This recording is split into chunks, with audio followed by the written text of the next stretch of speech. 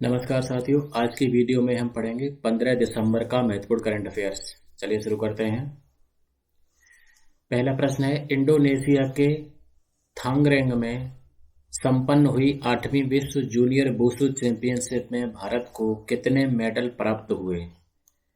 तो भारत ने 3 स्वर्ण, 3 रजत और 2 कांस्य पदकों के साथ कुल 8 मेडल इस चैंपियनशिप में प्राप्त किए। अब बात करते हैं इंडोनेशिया की। तो राजधानी है जकार्ता, मुद्रा रुपया और वर्तमान राष्ट्रपति कौन है? Joko Widodo. चलिए इंडोनेशिया से संबंधित करंट अफेयर के प्रश्नों पर नजर डाल लेते हैं। तो इंडोनेशिया के थांगरेंग में संपन्न हुई 8वीं विश्व जूनियर वुशु चैंपियनशिप में भारत को 8 मेडल प्राप्त हुए। और अभी इंडोनेशिया का सबसे ऊंचा ज्वालामुखी अचानक से फटा था, जो कहां पर है? माउंट सुमेरु पर, और ये 4 दिसंबर को फटा था। और इंडोनेशिया के सियानजूर शहर में नवंबर में 5.6 तीव्रता के भूकंप से 260 से अधिक लोगों की मृत्यु हो गई थी। और इंडोनेशिया के राष्ट्रपति जोको विडोडो ने बाली शिखर सम्मेलन के समापन समारोह में भारत को G20 की अध्यक्षता सौंपी और भारत ने इस अध्यक्षता को 1 दिसंबर को ग्रहण भी कर लिया। और G20 का 17वां शिखर सम्मेलन कहाँ हुआ था? इंडोनेशिया के बाली में। और इसमें हमारे माननीय प्रधानमंत्री जी प्रतिभाग करने इंडोनेशिया की यात्रा पर गए थे। और इस G20 का जो क्रम था बैठक का, सम्मेलन का, कौन सा था? 17वां। और ये सम्मेलन 15 से 16 नवंबर के बीच आयोजित किया गया। और इंडोनेशिया ने भारत को G20 धर्म मंच की अध्यक्षता भी सौंपी है। तो ये थे इंडोनेशिया से संबंधित करंट अफेयर के प्रश्न। अब इस चैंपियनशिप में मेडल प्राप्त हुए हैं। मेडल मतलब पुरस्कार या सम्मान से संबंधित हैं। तो चलिए अब हाल ही में कौन कौन से पुरस्कार और सम्मान दिए गए हैं उन पर नजर डाल लेते हैं ताकि रिवीजन हो जाए। तो हैदराबाद स्थित स्टार्टअप खेती ने वर्ष 2022 का अर्थशॉट पुरस्कार जीता है। और ऑस्ट्रेलिया का सबसे बड़ा खेल सम्मान द डॉन अवार्ड ऑस्ट्रेलिया के खिलाड़ी एशले बार्टी को मिला है। और भारतीय मूल की विज्ञान शिक्षिका को ऑस्ट्रेलिया में प्रधानमंत्री पुरस्कार से सम्मानित किया गया। इनका नाम क्या है? वीना नायर। और अमेरिका का प्रेसिडेंशियल लाइफ टाइम अचीवमेंट पुरस्कार जो है वो कृष्णा ववीलाला को मिला है। और लेबनान के डॉक्टर ओगिरत यूनान और डॉक्टर वालिद सलावी को जमुना लाल बाजार पुरस्कार 2022 से सम्मानित किया गया है।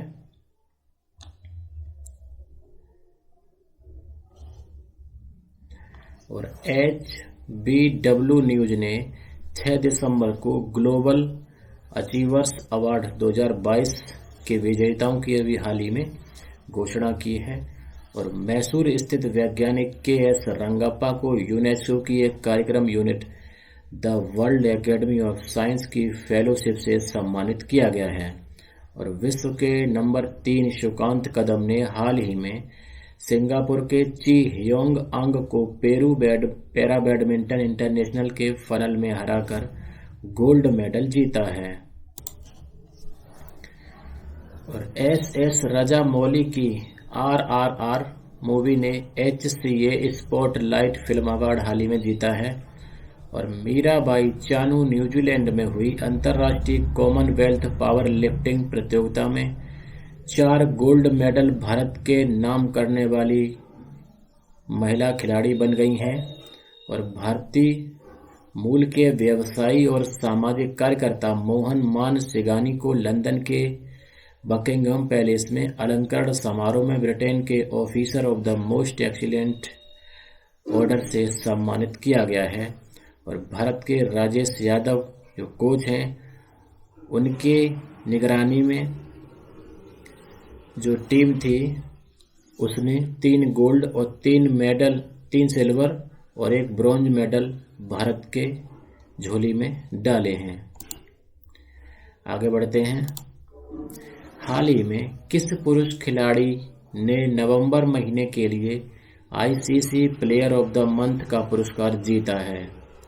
तो नवंबर महीने का ICC player of the month खिलाड़ी कौन बना है?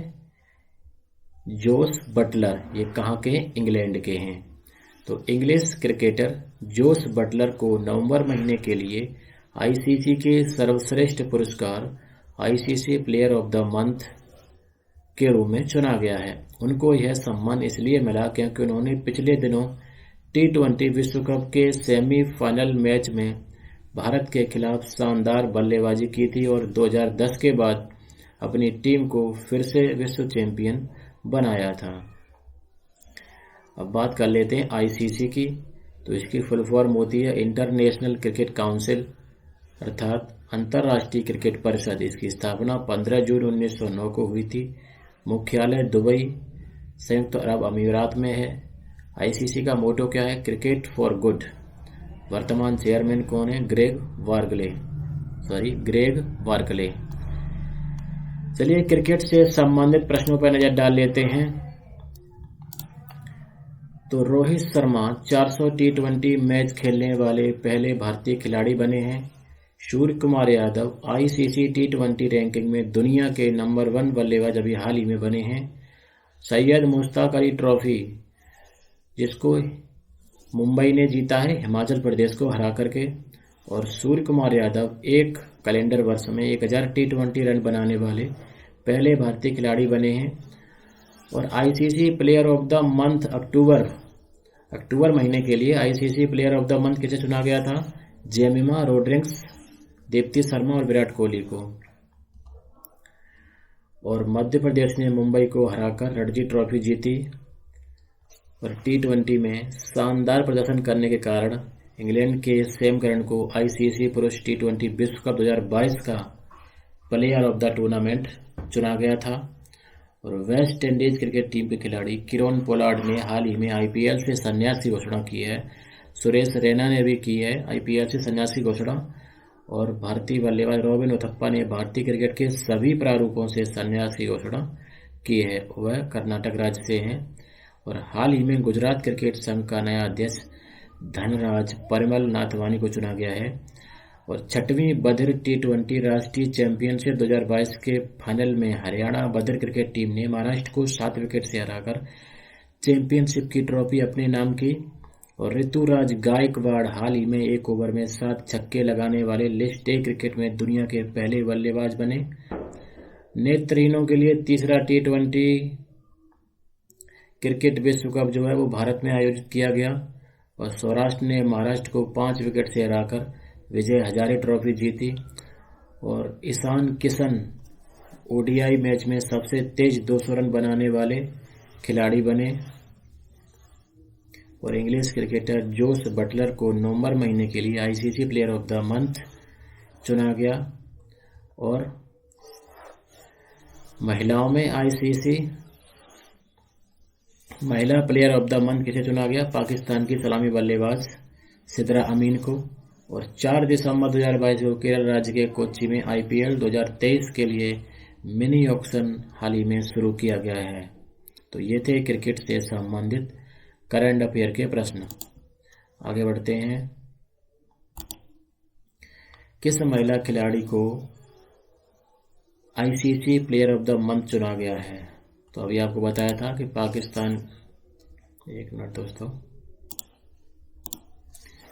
पाकिस्तान की खिलाड़ी सिद्रा अमीन को नवंबर महीने के लिए ICC player of the month चुना गया है। यह सम्मान पाकिस्तान के खिलाड़ी सिद्रा अमीन को दिया गया। इनको यह सम्मान इसलिए मिला क्योंकि उन्होंने आयरलैंड के खिलाफ वनडे सीरीज में कुल 277 रन बनाए। इस दौरान उन्होंने पहले वनडे मैच में महिला क्रिकेट में वनडे की 5वीं सबसे बड़ी पारी भी खेली। पाकिस्तान की सलामी बल्लेबाज ने लाहौर में 151 गेंदों में नाबाद 176 रन बनाए और मुनीबा अली के साथ पहले विकेट के लिए रिकॉर्ड 221 रन की साझेदारी की। अब बात कर लेते हैं पाकिस्तान की। पाकिस्तान की राजधानी इस्लामाबाद है। प्रधानमंत्री शहबाज शरीफ हैं। राष्ट्रपति आरिफ अलवी हैं। चलिए पाकिस्तान से संबंधित करंट अफेयर के प्रश्नों पर नजर डाल लेते हैं। तो पाकिस्तान के सलामी बल्लेबाज सिद्दर अमीन को ICC player of the month चुना गया। और दिसंबर 2022 यानी हाल ही में अमेरिकी think tank early warning project की एक नई रिपोर्ट के अनुसार नए सामूहिक हत्याओं के मामले में उच्चतम जोखिम वाले देशों की सूची में पाकिस्तान शीर्ष पर रहा। पाकिस्तान के बाद यमन, म्यांमार, चाड और इथियोपिया का स्थान दिया गया और भारत को 8वां स्थान मिला। और अभी हाल ही में पाकिस्तानी सेना के नए प्रमुख बनाए गए हैं जनरल असीम मुनीर। तो ये थे पाकिस्तान से संबंधित हाल ही के करंट अफेयर के प्रश्न। आगे बढ़ते हैं। गूगल ने मारिया टेल्कस पर एक डूडल बनाकर उन्हें सम्मानित किया। वे कौन थी? तो वे कौन थी? बायो फिजिसिस्ट थी। मारिया टेल्कस शीर्ष वैज्ञानिक और बायो फिजिसिस्ट थी। उन्हें द सन क्वीन यानी सूरज की रानी के नाम से भी जाना जाता है। मारिया टेल्कस का जन्म 12 दिसंबर 1900 को बुडापेस्ट के हंगरी शहर में हुआ था और इस वर्ष उनकी 122वीं जयंती मनाई गई। उनका मानना था कि सूर्य की शक्ति मानव जीवन को बदल सकती है और वह सही थी। 1924 में यूनिवर्सिटी ऑफ बुडापेस्ट से पीएचडी की। इसके बाद यूएसए चली गई और वहां एक बायो फिजिसिस्ट के रूप में पद स्वीकार किया। और वर्ष 1939 में उन्होंने एमआईटी रिसर्च ग्रुप को ज्वाइन किया जो सोलर एनर्जी पर केंद्रित था।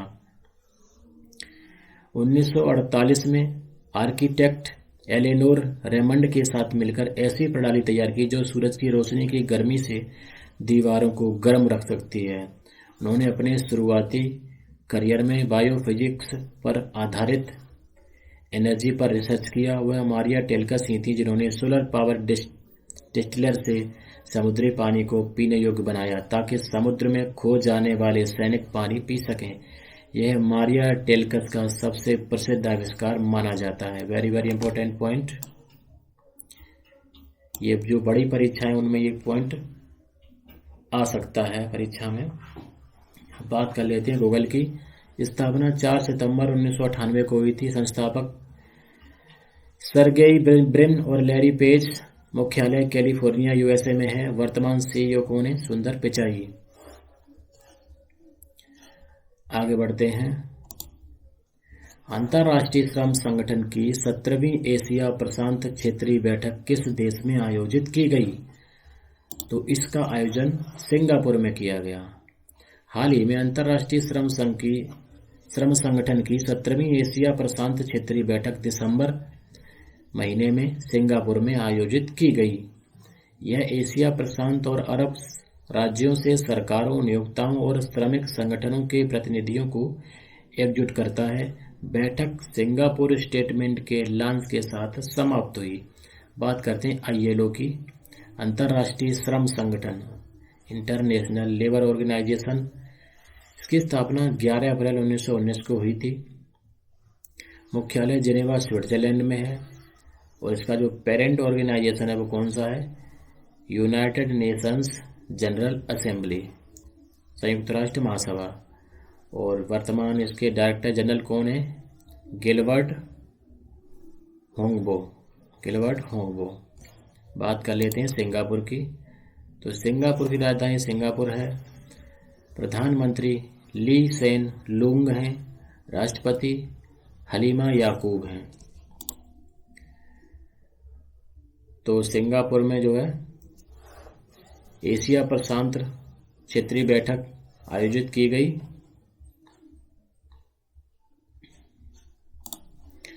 आगे बढ़ते हैं। श्री अरविंदो की कौन सी जयंती हाल ही में मनाई गई?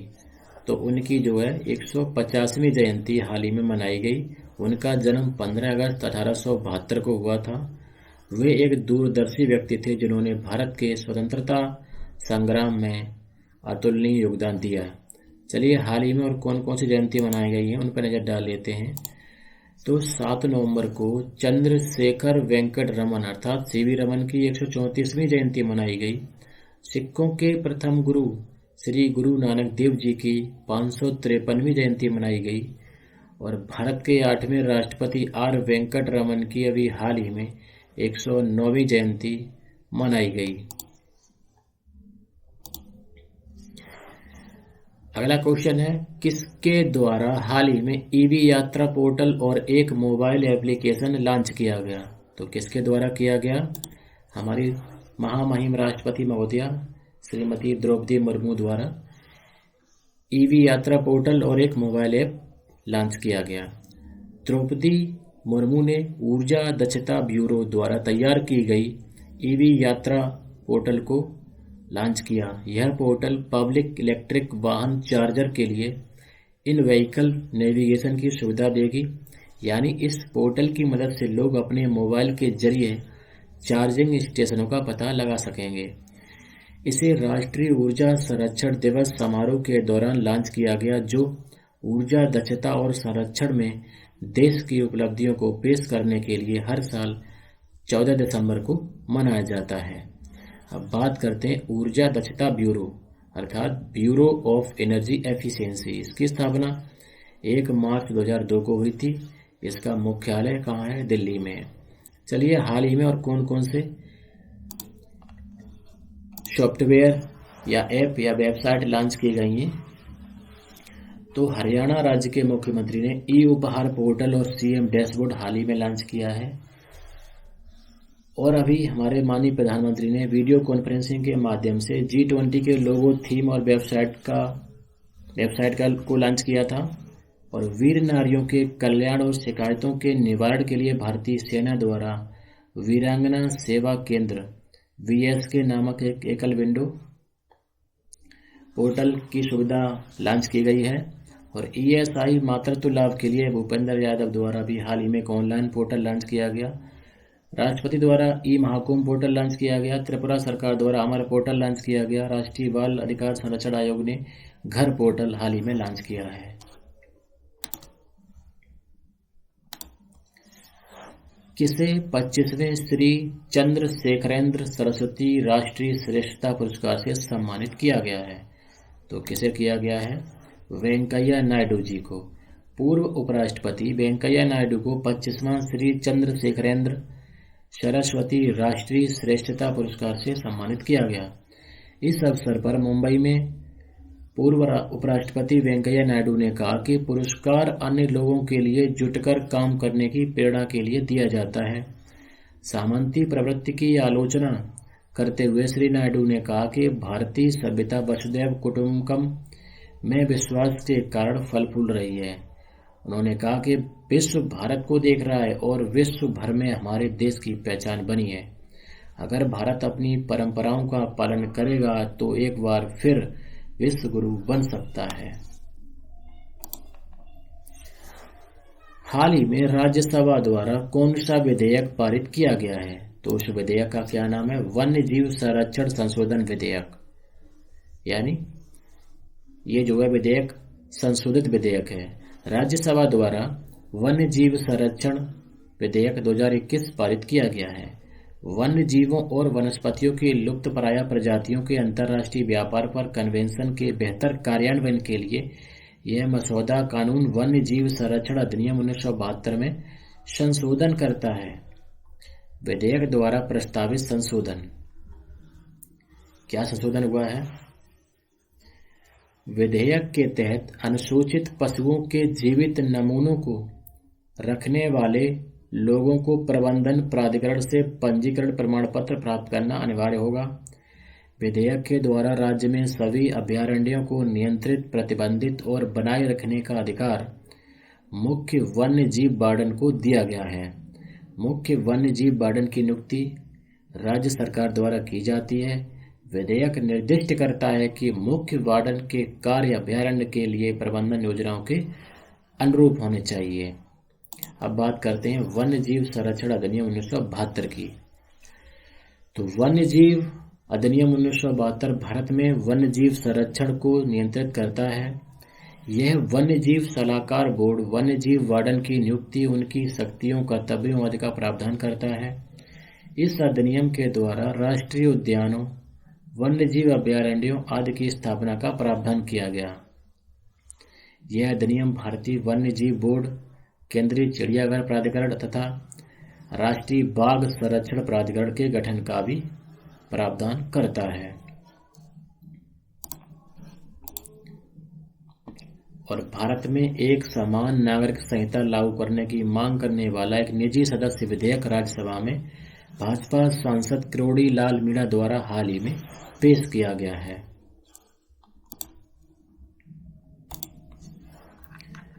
अगला प्रश्न देखते हैं, भारत के किस राज्य में इंडियन प्रीमियर लीग आईपीएल का मिनी ऑक्शन शुरू किया गया है? तो कहाँ किया गया है? केरल में किया गया है। 4 दिसंबर को केरल राज्य के कोच्चि में आईपीएल 2023 के लिए मिनी ऑक्शन शुरू किया गया है। इस ऑक्शन में कुल देश और विदेश के 405 खिलाड़ियों पर बोली लगाई जाएगी। 2023 के आईपीएल लीग मैच के लिए ऑक्शन के लिए 991 खिलाड़ियों के द्वारा ऑनलाइन रजिस्ट्रेशन किए गए हैं। इसमें से केवल 405 खिलाड़ियों का ही चयन किया जाएगा। मिनी ऑक्शन के 405 खिलाड़ियों में 132 विदेशी, 273 घरेलू एवं 4 एसोसिएट देशों के खिलाड़ी शामिल किए जाएंगे। बात करते हैं केरल की। केरल की राजधानी तिरुवनंतपुरम, मुख्यमंत्री पिनाराई विजयन, राज्यपाल श्री आरिफ मोहम्मद खान।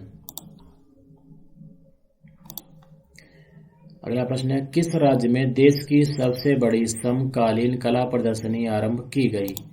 तो ये कहाँ की गई? केरल में ही की गई। केरल में देश की सबसे बड़ी समकालीन कला प्रदर्शनी कोच्चि मुजरीस, ये कोच्चि में शुरू की गई। इस प्रदर्शनी में विश्व के विभिन्न देशों के 90 कलाकारों की 200 प्रमुख कलाकृतियों का प्रदर्शन किया जाएगा। In our veins flow ink and fire शीर्षक से इस प्रदर्शनी का प्रबंधन भारतीय मूल की सिंगापुर की सुबगी राव ने किया। किस एयरपोर्ट का नाम दिवंगत नेता मनोहर पर्रिकर के नाम पर मोपा रखा गया है? तो इस एयरपोर्ट का नाम क्या है? गोवा एयरपोर्ट।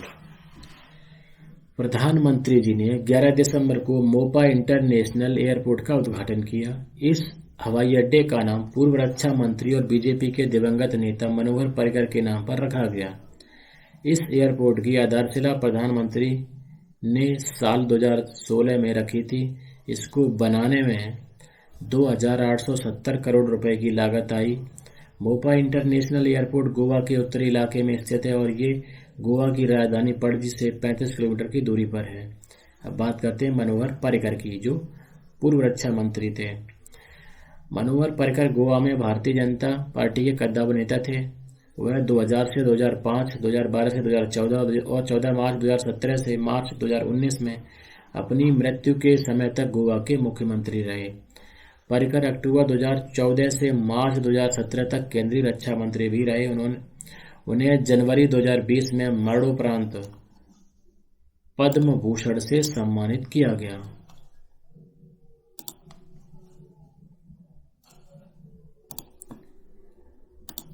आगे बढ़ते हैं। भोपाल में राष्ट्रीय निशानेबाजी चैंपियनशिप में 10 मीटर पिस्टल जूनियर महिला स्पर्धा में किसने स्वर्ण पदक जीता? तो किसने जीता? मनु भाकर ने जीता। ये कहाँ की है? मध्य प्रदेश की है। मनु भाकर ने भोपाल में राष्ट्रीय निशानेबाजी चैंपियनशिप में 10 मीटर पिस्टल जूनियर महिला स्पर्धा में स्वर्ण पदक जीता। राष्ट्रीय निशानेबाजी चैंपियनशिप के 65वें संस्करण में हरियाणा का प्रतिनिधित्व करते हुए मनु भाकर ने तेलंगाना के ईसा सिंह को हराया। सॉरी दोस्तों, हमने गलत बोल दिया था कि ये मध्य प्रदेश की हैं। तो उन्होंने जो है हरियाणा का प्रतिनिधित्व किया था और किसको हराया? तेलंगाना के ईसा सिंह को हराया। हिमाचल प्रदेश के ओलंपिक रजत पदक विजेता विजय कुमार ने पुरुषों की 25 मीटर सेंटर फायर पिस्टल में राष्ट्रीय खिताब जीता। आगे बढ़ते हैं। कौन सा राज्य में प्राकृतिक संसाधनों की रक्षा के साथ साथ उन्हें पुनर्स्थापित करने के लिए अपना जलवायु परिवर्तन मिशन शुरू करने वाला पहला राज्य बन गया है? तो कौन सा राज्य बना है? तमिलनाडु। तमिलनाडु राज्य में प्राकृतिक संसाधनों की रक्षा के साथ साथ उन्हें पुनर्स्थापित करने के लिए अपना जलवायु परिवर्तन मिशन शुरू करने वाला पहला राज्य बन गया है। राज्य की जलवायु कार्य योजना TNGCC द्वारा कार्यान्वित की जाएगी। तमिलनाडु ने अपनी मौजूदा कोयला बिजली क्षमता में किसी भी तरह की वृद्धि न करने का फैसला किया है, क्योंकि मिशन का लक्ष्य 2030 तक नवीकरणीय स्रोतों के माध्यम से राज्य की आधी बिजली पैदा करना है। बात करते हैं तमिलनाडु की। राजधानी चेन्नई है, मुख्यमंत्री MK स्टालिन हैं, राज्यपाल श्री RN रवि हैं। तो दोस्तों ये थे आज के करंट अफेयर के महत्वपूर्ण प्रश्न। आज की वीडियो में इतना ही। जय हिंद।